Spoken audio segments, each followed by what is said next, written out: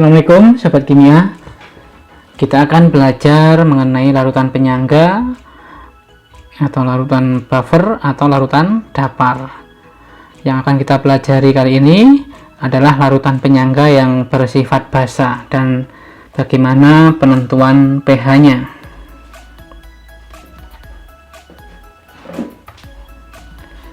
Larutan penyangga yang disebut juga dengan larutan buffer atau larutan dapar adalah larutan yang dapat mempertahankan pH jika ditambah sedikit asam atau basa.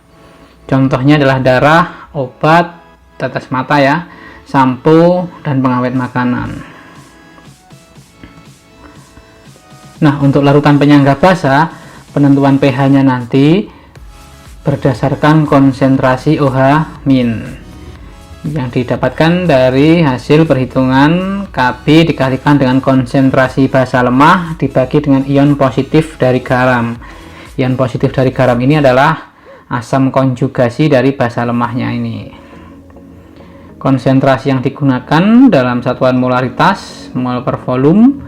Ketika kita masukkan ya mol per volume basa lemah dan mol per volume dari ion positif dari garam, volumenya dapat kita hilangkan ya. Kenapa? Karena sama, jadi saling menghilangkan, sehingga rumusnya dapat disederhanakan. OH- adalah Kb dikalikan dengan mol basa lemah dibagi dengan mol ion positif dari garam. Kemudian pOH nya ditentukan dari log OH- dan pH nya adalah 14 dikurangi pOH. Catatan untuk larutan penyangga basa, mol ion garam yang dipakai itu nanti dari ion positif atau asam konjugasi dari basa lemah. Nanti dilihat ketika ionisasi garam mana ion yang mirip dengan basa lemahnya, itu adalah asam konjugasinya. Kemudian pH ikut sifat yang lemah. Nah, untuk buffer basa berarti ada basa lemah di situ. Biasanya ditandai dengan adanya Kb. Nah, itu menunjukkan bahwa basanya adalah basa lemah. Nah, ini berbeda dengan hidrolisis. Kalau hidrolisis garam itu ikut sifat asam atau basa yang kuat, gitu ya. Kemudian ketika basa lemah dan asam kuat bereaksi, harus ada sisa basa lemah. Nah, ini ya. Nah, ini berbeda pada hidrolisis garam. Asam dan basanya harus habis bereaksi.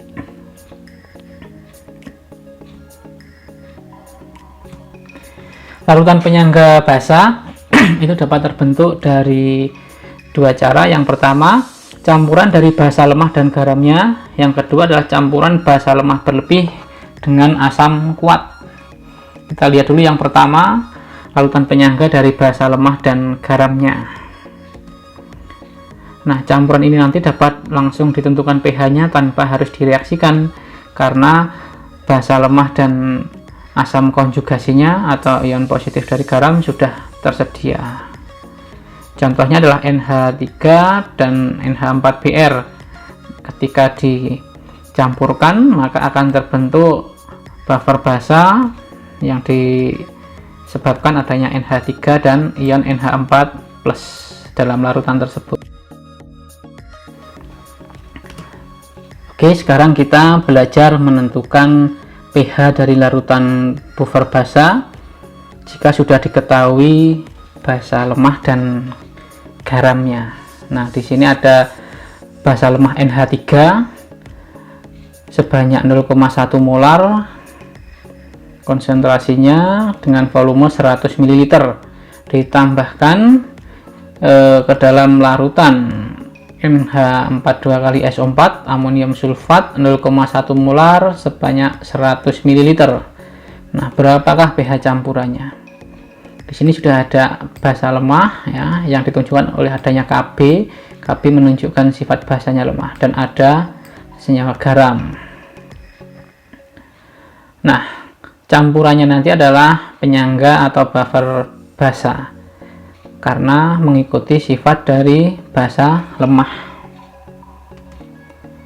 Kemudian kita tentukan dulu jumlah zat yang terlibat pada pembentukan buffer ini. Menghitung mol, kita dapat menggunakan mol atau milimol. Karena di sini volumenya adalah mililiter, kita gunakan milimol untuk mempermudah dan lebih praktis dalam menghitung nanti.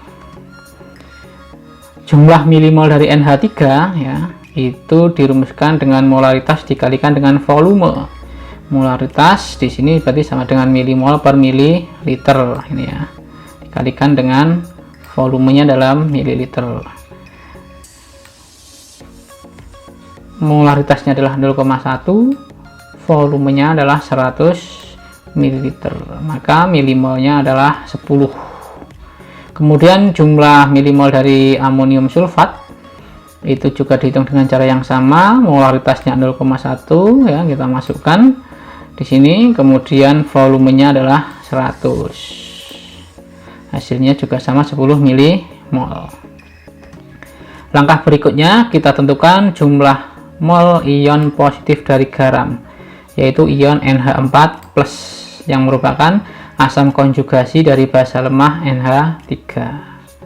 Bagaimana caranya? Dengan mengionkan garam yang ada pada buffer tersebut. NH4 2 kali SO4 jika diionisasi adalah 2 NH4+ dan SO4 2-. Nah, jumlah milimol dari garam tadi ada 10 milimol. Nah, kita masukkan ya 10 milimol. Kemudian kita cari hasil ionisasinya berapa jumlah milimolnya dengan perbandingan mol dan koefisien. Ketika koefisiennya 1, jumlahnya adalah 10 milimol. Maka kalau koefisiennya 2, jumlahnya adalah 20 milimol. Untuk SO4 2-, jumlahnya adalah 10 milimol. Nah, inilah pentingnya melakukan ionisasi supaya bisa diketahui berapa jumlah mol yang atau milimol yang akan masuk ke dalam perumusan penentuan pH. Karena milimol dari ion-ion yang terlibat pada perhitungan buffer belum tentu sama dengan milimol yang terlibat atau ada pada garam, karena tergantung juga dari jumlah atau indeks dari yang dimiliki oleh ion-ion tersebut pada senyawa garam ini. Nah, kemudian kita tentukan OH- dengan rumus Kb dikalikan dengan milimol basa lemah dibagi dengan milimol ion positif dari garam. Basa lemahnya adalah NH3, ion positifnya adalah NH4+. Kita masukkan 1,8 kali 10⁴5 adalah Kb-nya ini. Kemudian milimol NH3 sudah kita hitung tadi adalah 10 milimol. Kemudian yang kita masukkan berikutnya adalah milimol dari NH4+, 20 milimol. Nah, hasilnya adalah 9 kali 10⁻⁶. Kemudian kita tentukan pOH. pOH ditentukan dengan min log OH min. Min log 9 kali 10⁻⁶ adalah 6 min log 9. pH-nya adalah 14 dikurangi pOH. Jangan lupa dikasih kurung ya. 14 dikurangi 6 adalah 8. Kemudian dikurangi min log 9, maka min adalah plus 8 plus log 9 atau berkisar 8,95. Untuk berikutnya kita pelajari larutan penyangga dari basa lemah berlebih dan asam kuat. Campuran ini nanti harus dituliskan dulu reaksinya ketika mau menentukan pH, karena kita perlu mengetahui banyaknya ion garam dan sisa basa lemahnya. Contoh campurannya misalkan NH3 sebanyak 200 ml dengan konsentrasi 0,2 molar dengan HBr sebanyak 100 ml 0,2 molar. NH3 ini adalah basa lemah ya, sedangkan HBr adalah asam kuat. Nah, kita tentukan dulu berapa jumlah mol yang terlibat masing-masing. NH3 0,04 mol, sedangkan HBr-nya 0,02 mol. Nah, di sini kita lihat bahwa NH3 jumlah molnya lebih banyak daripada HBr, sehingga nanti ada sisa NH3. Ketika dicampur, maka setelah bereaksi ada sisa basa lemah NH3 dan juga terbentuk garam NH4Br. Nah, ini nanti akan berfungsi sebagai penyangga yang sifatnya basa. Kita berlatih menentukan pH-nya. Ada campuran NH3 dengan HCl, di mana NH3-nya adalah basa lemah ya, yang dapat diamati dari adanya Kb di sini. Mula-mula yang harus kita lakukan adalah menentukan jumlah zat yang bereaksi. Di sini ada NH3 100 ml 0,2 molar dengan HCl 100 ml 0,1 molar. Maka kita tentukan dulu jumlah milimolnya. Kita pakai milimol, tidak pakai mol untuk memudahkan perhitungan karena volumenya di sini pakai mililiter. Milimol NH3 ditentukan dari molaritas dikalikan dengan volumenya. 0,2 milimol per mililiter ya, kemudian dikalikan dengan 100 ml, hasilnya adalah 20 milimol. Sedangkan jumlah milimol HCl dihitung dengan cara yang sama, 0,1 molar milimol per mililiter dikalikan dengan 100 ml, hasilnya adalah 10 milimol. Di sini kita lihat bahwa mol dari basa lemah NH3 itu lebih besar daripada milimolnya asam kuat HCl. Nah, sehingga nanti buffernya adalah buffer basa. Ingat bahwa buffer itu mengikuti sifat yang lemah. Langkah berikutnya, kita tentukan garam dan jumlah molnya dengan mereaksikan NH3 dan HCl, karena kita masih belum tahu garam yang akan menjadi sumber asam konjugasi dari NH3. Reaksinya sebagai berikut, NH3 plus HCl akan menjadi NH4Cl. Nah, kita tentukan berapa zat mula-mula yang bereaksi, kemudian saat reaksi dan sisanya berapa. Mula-mula sudah kita tentukan tadi, NH3 ada 20 milimol, ini ya, 20 milimol. Kemudian HCl ya, 10 milimol sudah kita hitung tadi. Ini NH4Cl masih belum ada ya, ini belum ada. Kenapa? Karena belum bereaksi mula-mula itu. Nah, saat bereaksi kita membutuhkan reaksi pembatas. Reaksi pembatas adalah zat yang habis bereaksi lebih dulu. Kenapa? Karena mol per koefisiennya itu yang paling kecil, sehingga jumlah zatnya paling sedikit. Ketika zat tersebut habis bereaksi, maka reaksi juga berhenti. Di sini kita pakai milimol. Nah, kebetulan koefisiennya adalah 1 banding 1 dan banding 1. Kita bagi di sini 20 milimol dibagi 1 adalah 20, 10 dibagi 1 adalah 10. 10 lebih kecil ya, maka HCl adalah reaksi pembatas. Karena jumlah milimolnya dibandingkan dengan koefisien paling kecil dibandingkan dengan NH3 ini. Nah, maka kita turunkan ke sini. Nah, HCl sebagai reaksi pembatas. Kemudian untuk mencari berapa zat yang bereaksi, itu digunakan perbandingan milimol dan perbandingan koefisien. Ketika HCl koefisiennya 1, jumlah milimolnya 10, maka NH3 yang koefisiennya 1, milimolnya juga sebanyak 10 milimol. Demikian juga dengan NH4Cl, karena juga 1 banding 1, maka jumlahnya adalah 10 milimol. Kemudian jumlah zat sisanya, NH3 mula-mula ada 20 milimol, kemudian bereaksi 10, maka sisanya ada 10 milimol. HCl mula-mula ada 10, bereaksi 10, maka tidak bersisa.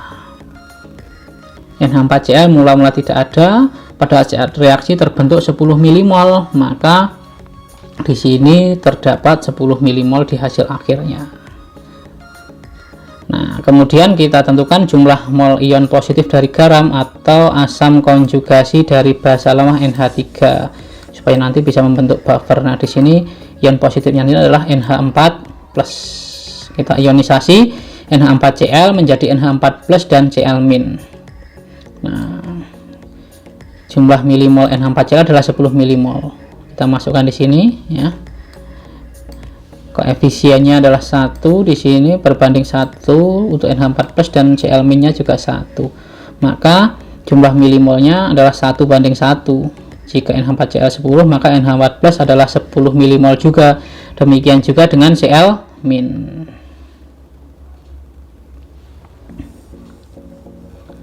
Langkah berikutnya kita tentukan konsentrasi OH- yang menentukan nanti bahwa buffer ini bersifat basa.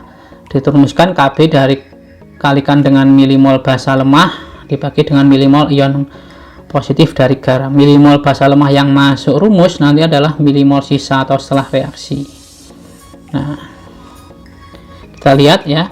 Nah, di sini milimol basa lemahnya adalah NH3, ion positifnya adalah NH4+. NH3-nya sisa di sini ada 10 milimol, kemudian NH4+-nya sudah kita hitung tadi ada 10 milimol. Ini yang kita pakai dua ini. Ingat dari sisa ya, dan dari hasil ionisasi garamnya. 1,8 kali 10 45 adalah Kb dikalikan 10 per 10 milimol NH3 dibagi milimol NH4+.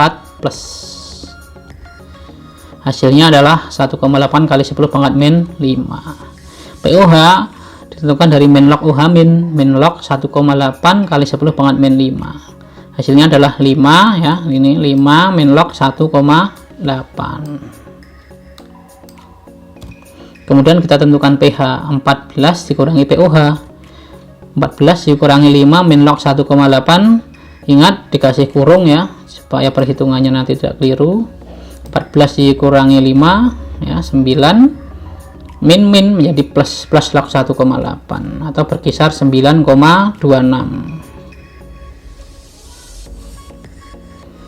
Oke, demikian tadi belajar kita mengenai buffer yang bersifat basa dan bagaimana menentukan pH-nya. Tetap semangat belajar kimia, semoga menjadi ilmu yang bermanfaat. Assalamualaikum warahmatullahi wabarakatuh.